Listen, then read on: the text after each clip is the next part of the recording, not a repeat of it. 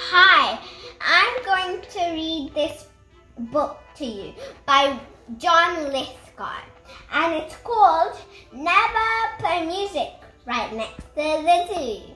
And here it goes. I went to a concert when I was a lad, no older than many of you.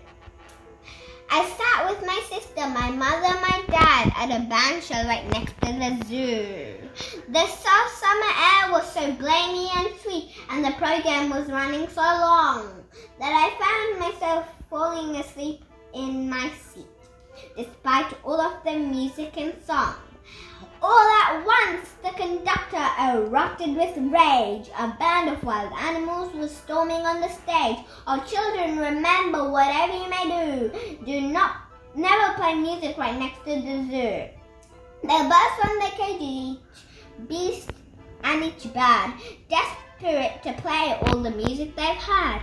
The lions and the elephants, the bears and the raccoons will steal away the trumpets, the flutes and the bassoons, replace the musicians and chase them away. Then let's sit in the bandshell and play. The monkeys played fiddle, the bison the bass, the percussions were manned by the camel.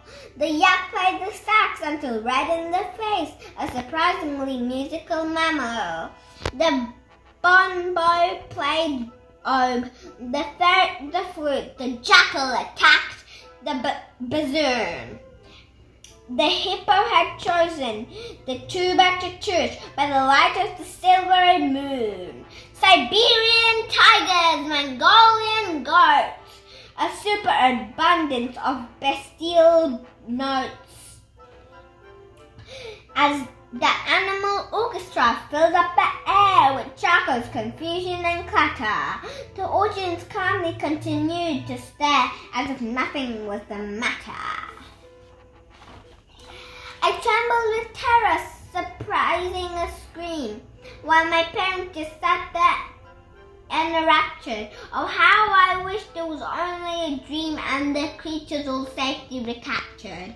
But since by the minute I grow less afraid, I decided to sit back and watch while they played. They finished and each put his instrument down, then bowed and descended the stage. Each shed his tuxedo or evening gown and hurried back home to his cage. Then each remained sit too grateful and glad, so full of contentment and pride. My mother meanwhile strolled away with my dad, but my sister remained by my side. She tucked on my sweater and spoke in my ear, "You'd better wake up or we're leaving you here." Oh, children, remember, whatever you may do, never play music right next to the zoo. They'll burst from the cages, each beast and each bird, desperate to play all the music they've heard.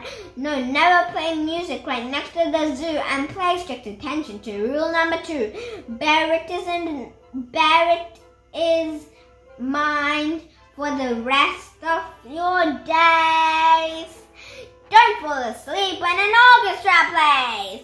I hope you had a good time listening to me while I read this book. So bye.